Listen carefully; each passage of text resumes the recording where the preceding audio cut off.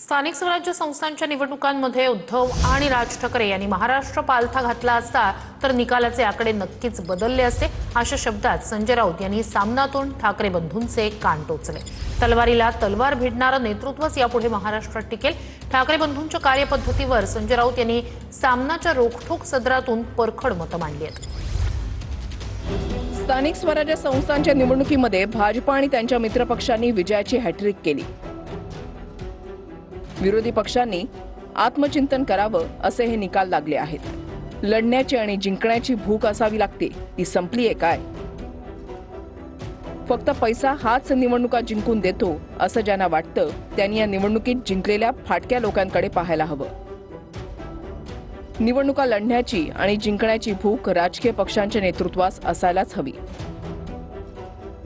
ती सर्वाधिक भूक आज भाजप, शिंदे गट आणि अजित पवारांच्या पक्षामध्ये दिसते। महाराष्ट्राच्या राजकारणामध्ये वाढलेली ही भूक विरोधी पक्षांच्या पिछेहाटीस कारण ठरत असेल तर त्यासाठी फक्त सत्ताधाऱ्यांना दोष देणं चुकीचं आहे।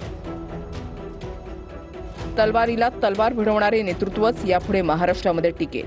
जिल्हा परिषद निकालानंतर एका ज्येष्ठ नेत्याशी चर्चा झाली।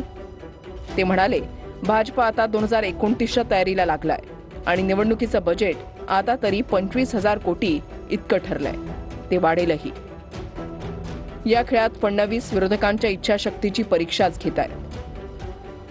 भाजप राज्यामध्ये आणि देशामध्ये सत्तेवर आहे, तरीही लोकसभेपासून ते ग्रामपंचायतींपर्यंत सर्व निवडणुका त्यांना जिंकायच्या आहेत।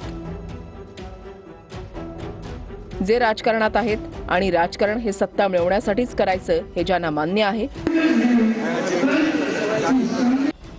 स्थानिक स्वराज्य संस्थांच्या निवडणुकीमध्ये भाजप आणि त्यांच्या मित्रपक्षांनी विजयाची हॅट्रिक केली।